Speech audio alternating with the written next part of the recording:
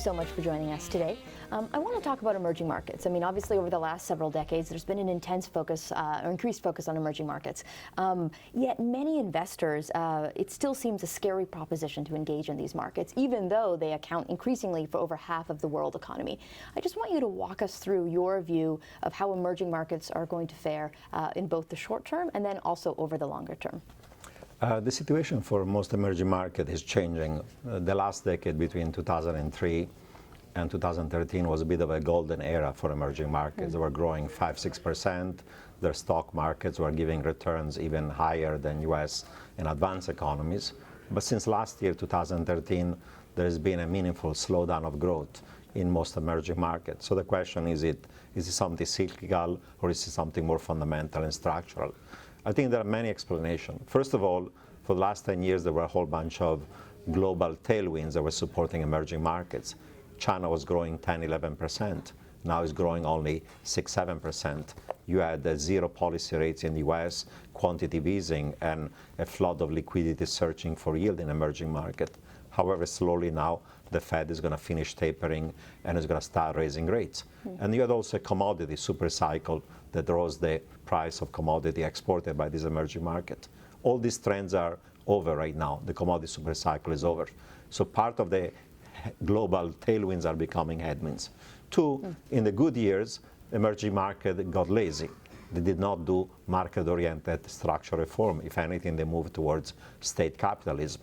Monetary and fiscal policy and credit policy became looser, and that led to rising inflation and excesses of frothiness in financial market.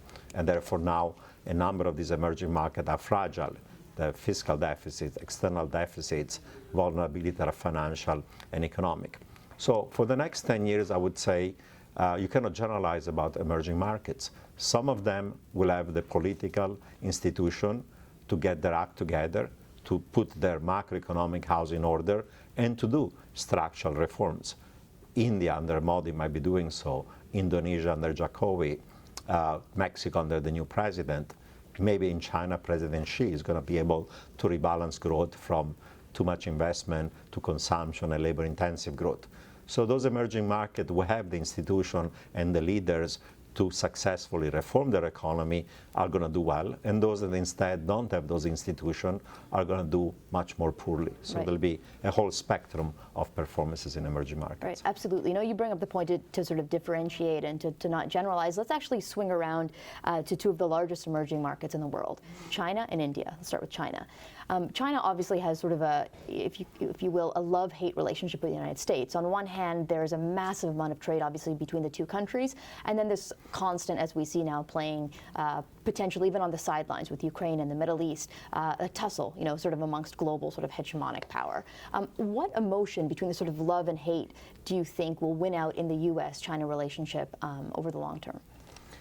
Well, even more than what's happening in the Middle East or Russia and Ukraine or in other parts of the world, the key geopolitical issue of the next decade is going to be the rise of China and how to make sure that that rise of China is peaceful. Historically, whenever you have a rising power facing an existing power or a declining power, war has ensued.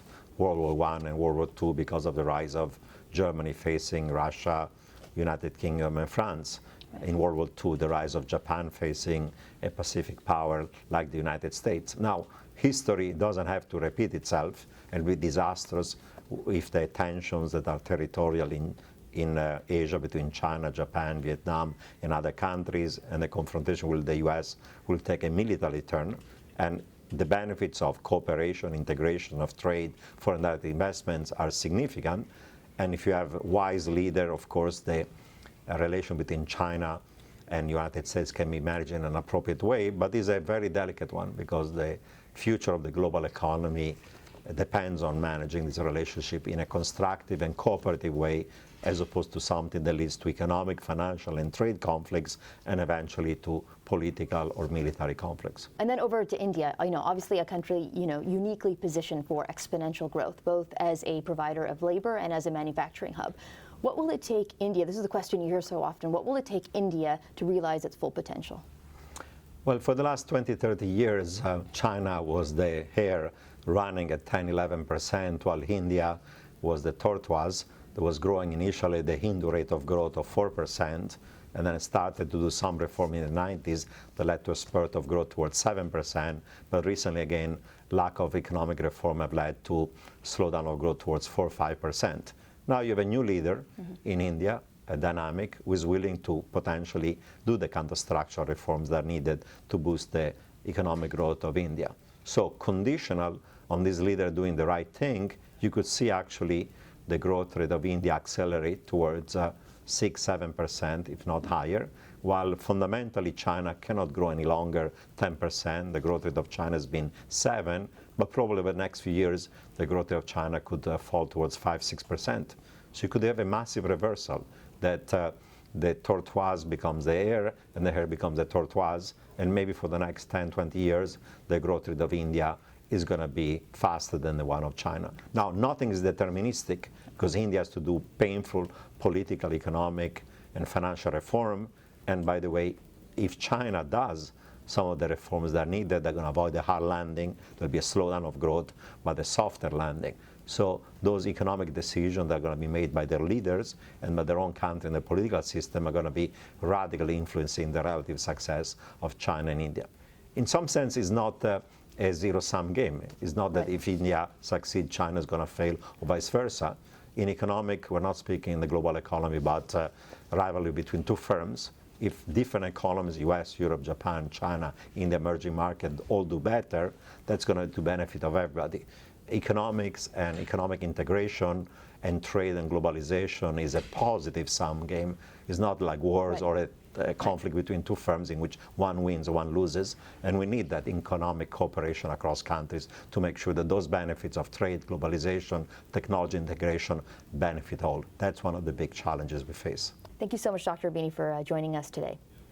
It was a pleasure being with you today, and this is the beginning of a dialogue that hopefully is going to lead us to greater economic and financial literacy, and that's exactly what Roubini Hedge wants to contribute to the dialogue.